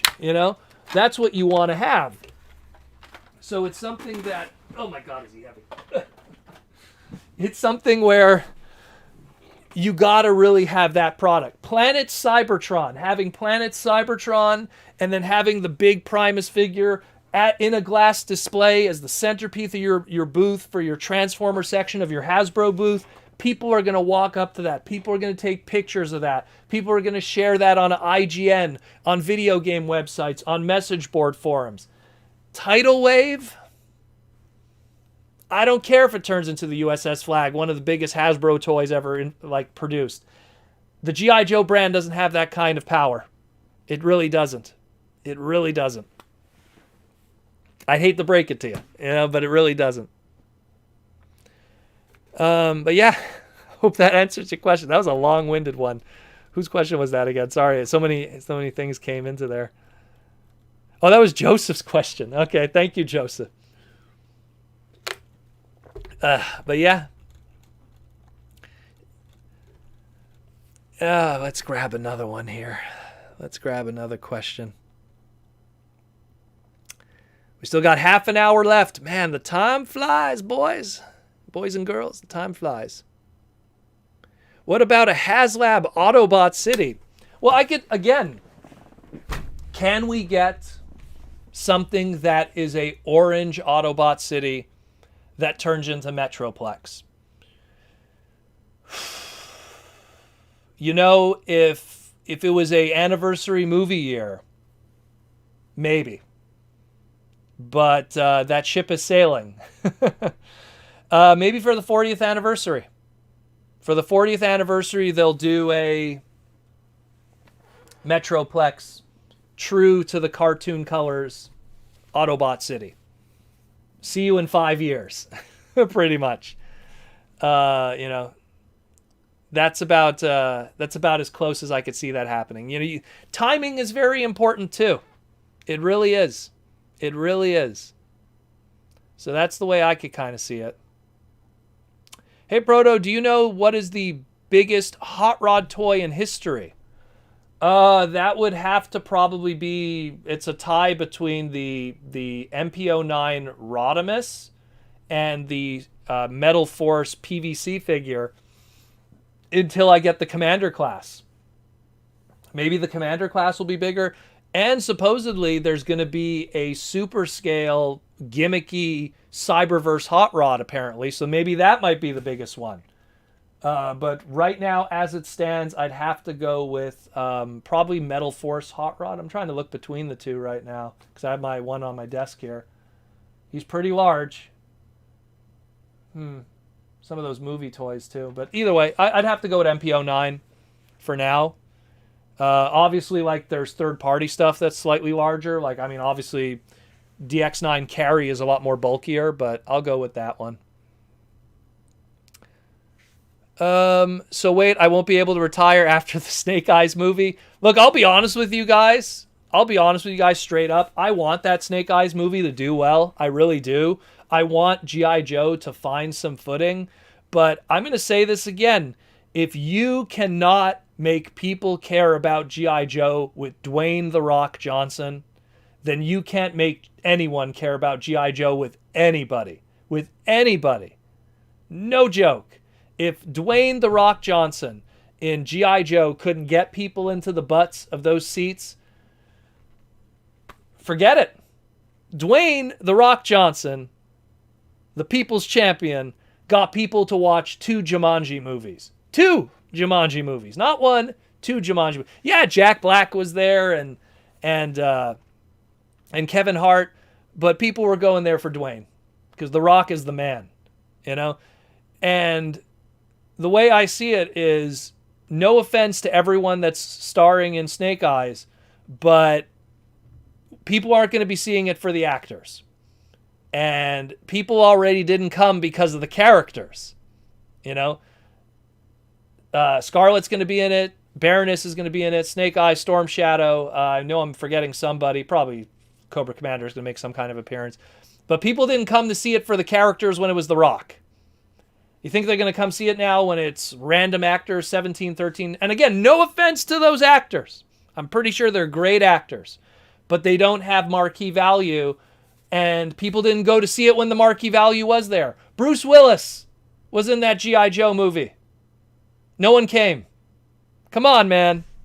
So, and then there's some behind-the-scenes stuff that I don't really want to get into because people might take it the wrong way.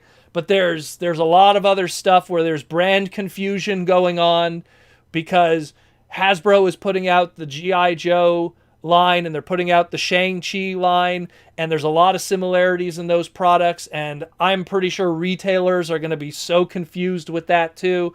There's a lot of headaches that are going to be going on with that Snake Eyes movie, and there's going to be a lot of articles trying to figure out and making excuses for why it didn't work out after the fact. I want that movie to do well. I'm going to watch it. I watched the other 2. I'm going to watch this one. I love G.I. Joe. But I don't think the rest of the world loves G.I. Joe, and that's the problem. Let alone the path that was created for it. Even with ninjas. Let's get into the next Super Chat question. Glumpy Goat, or the greatest of all time, wants to know, do you think Hasbro will ever commission a new dub for the old Japanese continuity cartoons? I know it's a long shot, but I dare to dream. I don't really think so. I mean, when you really think about it, right? Like, would you want it that, like, let's say they did do it. You're going to want Peter Cullen, no? You're going to want Peter Cullen. You're going to want Frank Welker. Obviously, Starscream's, not in those Headmasters onward, so you don't have to worry about some passed away people like Casey Kasem and who else? Casey Kasem passed away. Buster Jones has passed away, so you're not going to have Soundwave versus Blaster done with the original voice actors. But either way, getting all those old voice actors, you know what I mean? It's something that you're going to want those old guys. Otherwise, you're just going to have stand-ins, and you're just not going to be happy with a sound-alike Optimus, a sound-alike Frank Welker. So I think it's better that they don't do it, because number one, to get those guys would be too expensive today. Both of those guys, both Frank and Peter, have the same agent, and that agent expects a lot of money now. That same agent is the agent for Sue Blue. So, RCs and Headmasters. You could kind of get like some new voice actors for all the other stuff with Master Force and Victory. But for that initial Headmasters run, 52 episodes, you still have a lot of marquee characters there. I mean, I guess maybe you could get David Mendenhall to come back and continue doing Daniel as a grown man, but I don't know. That's a whole other story. I love David Mendenhall. He's a cool dude. Real cool dude. Again, it's a long shot. But I think that what you imagine in your head that would be awesome wouldn't happen financially, unfortunately. And no one wants sound-alikes because they never work out in the end. They never do. They really don't. No one ever talks about how great Transformers Cyberverse Optimus Prime was, or how great the Siege and Earthrise Optimus Prime is. No one ever talks about those G1 Primes. Everyone always falls to Peter. So it's a tough one. It's a tough one. One day someone's going to have to replace him, but while that man is still alive, it's going to be a tough one. Stinkfist69 says, the problem with the movie is that they killed Duke off in the first 15 minutes, and you can't kill Duke, and Bruce Willis was a reach for the movies. Here's the thing. Most people that went to see those G.I. Joe movies the first time and the second time don't even remember who Duke is. They don't. Most people that go to see those Fast and the Furious movies, they don't remember the names of the characters. They know it's Vin Diesel. They know it's this character. They know it's this character. They know it's this character. Like the actors, not the characters, excuse me. So it's what you're getting into when you see a Fast and the Furious movie, specifically after the fourth one. So the audience has an expectation for that, and they make the money accordingly. G.I. Joe, the audience doesn't know what to expect. They don't know what they want. They don't have a connection with those characters. G.I. Joe is a tough brand to sell in the modern world today. I feel, and it hurts people to say this, but I feel that G.I. Joe is slowly falling into what in the 90s was people were having problems adapting Flash Gordon, Buck Rogers, Dick Tracy, that stuff from like the 40s and the 50s, and they were trying to adapt it in the 90s, and it wasn't succeeding. The Phantom is another one. I feel that, unfortunately, G.I. Joe is falling into that category where the old guys are trying to keep it alive, but Dick Tracy just can't survive today, and G.I. Joe might fall into that. And I'm one of those old guys that'll still buy, a Dusty figure and a Snake Eyes figure and a Baroness figure and a Cobra Commander, but I'm not the main demographic. I'm almost 40. I'm almost 40 years old. Look at this hairline. I'm not a good example. I might know the business side of it, but don't look at me for the buying power, because I am not that. The buying power is the 25 to 35-year-olds that are the future of the buying power. They're the moviegoers. They're the ones who have the spare change. And they don't care about that. A 25-year-old today, what was his connection to G.I. Joe when he was a kid? The Venom vs. Valor direct-to-DVD movie? The Sigma 6 Fox cartoon that was canceled after 12 episodes? And the toy lines were on super liquidation? Trust me, these are conversations I've had, and it didn't look good. Protoman, if you could choose two characters to become Commander-class figures, who would they be? Mine would be Magmatron and Tidal Wave. Depends on the theme. Unfortunately, that's a big part of it. I would like two combiners. from Beast Wars perspective, give me Magnaboss and Tripredacus. That'd be really cool. But I love Beast Wars, and that's if Beast Wars continues.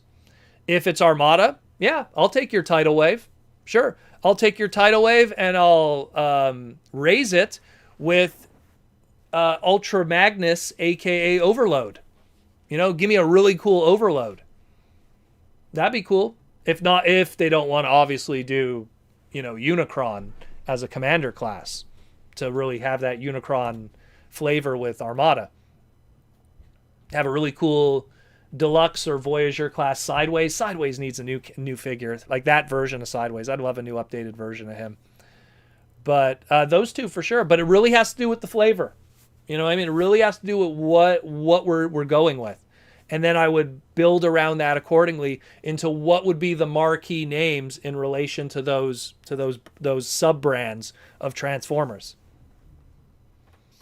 Hey, Proto, just wanted to say that one illustration of Core Class Prime on his instructions has his Energon axe.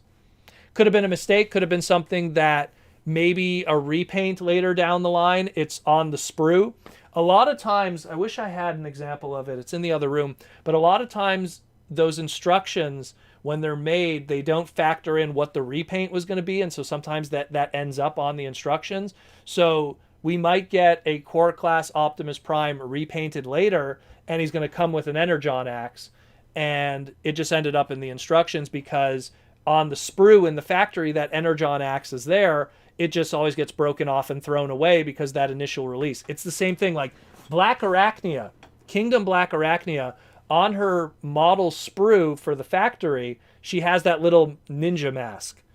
We don't know when that's going to get used, but that was on there and it was always broken off and thrown away. The people who stole the figures and did the toy reviews of them ended up with those model versions. So don't let them ever tell you, oh, Hasbro sent it to me. Yeah, okay. Little things like that tell you so much about where the source of those things are coming from. Man, we're 15 minutes left in the stream. Woo! Jeez. 15 minutes left. Let's see some more super chats from you people before this is over. You have to buy both Grimlock and Mirage. They come together in a package. Oh, someone was asking about something. I missed something, I guess. Oh, here the question was, hi Proto, do you think people actually bought Kingdom, Grimlock, and Mirage? Yeah, it was Amazon's #1 best seller for the toys and games section of their website. #1 bestseller, which I have never seen for Transformers in Amazon's history of Amazon.com. I have never seen that Transformers would be. It would always be video game stuff. So a lot of people bum rushed it and bought it. Maybe they wanted the Grimlock, maybe they wanted the Mirage, maybe they wanted both. Maybe they were scalping. Maybe they saw how the Galactic Odyssey stuff sold out quickly, so they bought it because they felt they could see it as an investment because then they could resell it for money. Whatever the case was, it sold very well. And it sold out. And then it got restocked and then got sold out again. But the point is, it did very, very well. We got a super chat question from Quick Randy. I like that name. Quick Randy. Is it named after the Beast Wars Neo character? Sup. I sent on Twitter my target. Got the wrong figure in the Kingdom box. I don't know if you've seen it yet, but it was close enough, but not enough. I don't have Twitter open right now. Whenever I do the stream, I don't have any stuff open because it's barely holding up and everything. So you got the wrong figure from Target in your Kingdom box? That sucks. Well, you just return it to them and hopefully you could get what you really wanted, whatever it was. What was the figure? That freaking sucks. That's the one thing that I always worry about the future. If we ever get closed box stuff like permanently in the future, there's going to be a lot of toy flipping and shenanigans that I'm gonna be not happy about. Where we at? Trying to see what we got here. See if there's something unique. Proto, what are your top 5 Armada figures that should be updated into modern engineering? Sideways #1, for sure. Uh, let's go with Overload, just because he's a really cool figure. Maybe we could look together. Oh man, that gets in the way though. Who else? Who else? I wish I could disconnect this. Can we do mini cons? Can we do mini cons also? Because there's some mini cons I'd love to get updated. I'd love Dualor as a mini con to get updated. Sparkplug, which is Optimus Prime's mini con, I'd love to see him get updated. Let's go with Smokescreen, because I think Aaron Archer hates that figure. Smokescreen needs an update. Do a nice little not grapple kind of grapple character, but a good Smokescreen figure with good articulation, because Smokescreen has a really good mini-con. I love the mini-con that came with Smokescreen. I forget what his name was. Was it Incinerator? Something like that. No, it wasn't Incinerator. That was Blur's mini-con. What was the mini-con with Smokescreen? He had a cool name. Remember, he had a cool name. Was it Liftor? I think it was Liftor. Yeah, it was Liftor, I think. Then we have here, I didn't buy it, but now I want to. It was Leader Grimlock in a Kingdom Megatron box. Oh boy. It was more funny than anything. So someone, that's terrible. Someone bought one and then returned the other, probably because of a sale. That's terrible. That's terrible. Well, at least you would have got, did it have at least the wheelie figure with it too? But getting back to it, I don't know, I guess Thrust, that's another one too. Armada Thrust, get an update. Demolisher, get an update. But number one for sure, Sideways. I would love to just have that Headmaster gimmick done right again. I am shocked that during Titan's Return we didn't get a proper update of that character. It's like easily could have been done. Easily could have been done with all those Headmasters and stuff. Didn't happen. Such a shame. Such a shame. You forgot to say Armada Laserbeak. Oh, man. Imagine. That toy sold so badly that they didn't even bother to repaint it. They didn't even bother. They just had that one orange release, and that was it. And then no one ever talked of it ever again. And you know what's crazy about it? Years later, every time I find them now, like in like the wild at like TFCon or like any kind of conventions, his two little like legs are always broken. So I don't know what's going on. Is the blue plastic on Armada Laserbeak, like is it fragile or something? But like so many of them, the legs are broken off of them now. So it's very weird. Very, very weird, that figure. That was a weird anomaly. But yeah, you know what? Let's get a new Armada Laserbeak in his hot orange and blue and give him some terrible sound gimmicks too. Stingfist69 says, it sounds like someone bought the figure, took it out and replaced it with another figure and returned it to Target and put it back on the shelf. Yep, that's what I figured happened too. And probably it was during a time when there was a sale. So it justified that also happening. Because a lot of times too, it's like, 20% off Kingdom toys, but Studio Series 86 is still full price. So they buy that and then they swap it because they're scumbags and... Ugh. Rise of Cobra did seem like fun, but it didn't get the common people's interest. And that's the most important thing. That's the most important thing. We could think that is the greatest movie of all time, and we could all see it in droves, but we make such a small percentage of the movie-going audience. And it's the same thing with Transformers. Hey, Proto, would you like a female Seeker trio with Slipstream and the lead? Well, I mean, in a lot of ways, isn't that what Cyberverse could have given us? We had a few gender-swapped female Seeker jets. We had Nova Storm. I believe Skywarp was female too. So you could have done Slipstream, Nova Storm, and Skywarp. Purple, Ladies in Purple 3-pack. And you could, I don't know, there's always room for that, in my opinion. There's Seeker jets could be so many colors of the rainbow that there's always room for more female Seeker characters. For sure. And considering how much the female fandom loves Seekers, it's peanut butter and jelly, man. Just works so well. What are your thoughts on Battlestar section of the G1 continuity? Love it. I feel that it kind of, in a lot of ways, is also helps bridge the gap to Beast Wars and the Maximal Upgrade program, because you had characters becoming Micromasters. Obviously, it was just Hot Rod, but it kind of lends to that idea. I love Star Convoy as a gimmick. I love Grandis. He's an awesome figure. I love Roadfire. I love Sky Gary. All of those are great figures. I have a special place in my heart for Micromasters, so the whole line speaks to me in a ton of ways. In a ton of ways. I love Battlestars. I wish it was an anime. I really wish it was. I really wish it got its own series and it wasn't just the one-shot Zone and then all of that stuff afterwards. Did I say Roadfire? Roadfire was from Zone. Anyways, this brain is firing on all cylinders. Let's see. What else? Of the non-super chats here. I saw someone say Fleur O'Deary. Someone talked about Fleur. There we go. Hey, Proto, what if Hasbro did Primus for the next HasLab project, but instead of going for Hasbro's Cybertron series style Primus, they style it after the Fleur O'Deary art concept? The one with the laser whip? I know exactly what you're talking about. That would be really cool. That would be a cool throwback. And it wouldn't really... I mean, here's the thing. Like, we might get used to, like, the Cybertron one from the Cybertron series, but, I mean, not many people are married to that design. You know, like, they don't... Like, oh, why doesn't it look like that version? So if they did it looking like the Fleur O'Deary one, I'd be down. As long as it looks like Cybertron.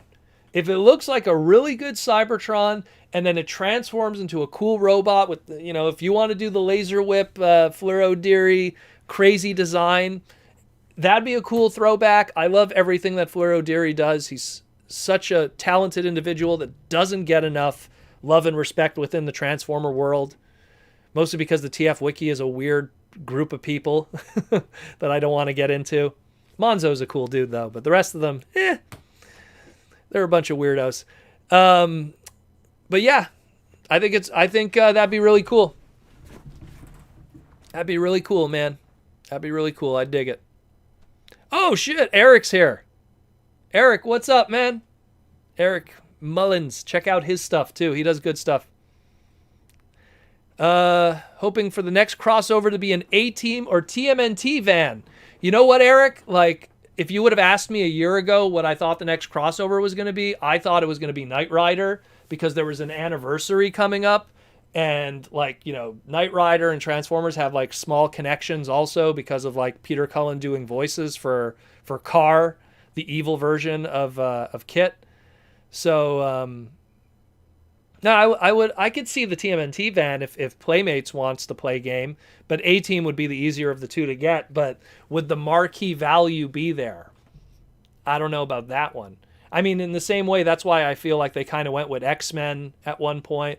I don't know how well Top Gun sold. That's another one too. Obviously, they did that because the movie's coming up, but you know, that's a weird one too. We got 4 minutes left, people. 4 minutes left in the chat. A lot of crazy stuff tonight. A lot of crazy stuff. Just want to give another shout out to Symbiote Studios. Thanks again for sponsoring the podcast and hooking us up with all the cool stuff and everything. Be sure to check out their crazy stuff coming up in the future and pick up again Transformers War World. Well, it's actually just the Transformers ongoing, but it's the War World era and miniseries right now of issue number 29. You're going to see Symbiote Studios' ad for the plush goodness in there. Be sure to check that out. IDW Comics Wednesday. New comic book day. Awesome stuff. Let's go with, hey, Proto, what if the rest of the Beast Machines... What if we see the rest of the Beast Machines Dinobots? That would be cool. Look, if you take Dinobot, Beast Wars Dinobot Voyager, that's one of them right there. If you do some crazy retooling with Wing Thing, I guess you could get, I don't know, Arcanus, aka Air Raptor. I guess you could kind of stretch it a little bit. If you do the color schemes with some of those fossilizers, maybe. Maybe, I don't know. I do not know. Transformers 2002 says, I pre-ordered Gigawatt off of GameStop, and it was and I had to overpay for it. Well, it's because he didn't want to overpay for it on eBay. Okay, sorry, because when questions move up. Well, there was a lot of opportunities to get Gigawatt rather cheap, especially even if you were a Canadian. He went on sale at one point too. There was like plentiful of them at Toys R Us for some reason. But he was a really good one, Gigawatt. Really good figure. Even though he was just a straight up crazy remold of Sideswipe. Worked out pretty well. A lot of people dug that. And that sold very, very well with the non-Transformer audience too. And that's very important when you have a crossover product, is that it's something that when it's in GameStop, non-Transformer fans will be like, oh, bro, like a Transformer DeLorean, that's so cool. I want to own that. Same thing with the Ghostbusters one, with Ectotron. You know, you want to target those non-Transformer fans that'll buy Transformer product because it has that hook. Makes it interesting. It's a puzzle. It's fun. And it's a brand that I do like and mixed with the Transformer brand, you know, so works out that way. Hey, Proto, how do you tell certain Transformer products sell? I want to know how Retro Headmaster sold because I'd like more. Usually the easy answer is if Hasbro makes more of it. Hasbro is very transparent on what does well and what doesn't do well. If something doesn't do well, they stop doing it. And if something does do well, they keep doing it. And that even goes specifically when it comes to price points and different gimmicks. Like these guys here, the decoy armors, they didn't do well. I loved them personally, but they sold terribly. Guess what? They stopped doing them. Where Battle Masters and all of those kind of things and little weapon stuff, that stuff did do well. And that's why that stuff continues. So you always have to keep an eye out for what sells well and what doesn't do well. Someone, Stinkfist69 says, oh, bro, we're down to our last minute of the podcast. So anyone get your super chat questions in at the last moment if you can. Eric Gogel did a super chat. Eric, you didn't ask a question, brother. Eric Gogel, ask a question. You'll be the last one of the day. You'll be the last one of the day, my friend. And then we'll close it up for the day. Before we close it up for the day, I just want to say again, thank you to everybody who came by the stream and who support the podcast. Check out everything that we do. Again, on the left there is my Twitter account where I post all kinds of cool images and stuff. My Instagram account, continuation of those images and stuff. And if you go to theprotoman.com, it kind of shows all the other stuff that I work on, both professionally and unprofessionally, in the pop culture world. Eric, you still didn't ask a question yet. Oh, well. I guess he doesn't have a question. Anyways, guys. It's time. It's Proto to rhyme. We're done for the day. Thank you, everyone, for coming. Once again, if you want to support the podcast, check out my Patreon, patreon.com/Protoman. It's in the description below. Come join the podcast. We have our Discord. You can get your name in the end credit scrolls. You could ask the listener questions that I dive into and all the crazy stuff. I hope you learned something today. That's what I try to do and why I am the #1 Transformer podcast without question. I don't care what anyone says. Look at the numbers. That's all that matters. And I love the other podcast guys, but I give you guys something that's fresh and unique, and I hope you learned something today about how our brand works, and the Hasbro people that were in the chat tonight. Thank you, Aaron, and everyone else who were there today, and Symbiote Studios, and all the licensees and sponsors and stuff. Thanks again for coming. And as I always say, my friends, once again, roll out.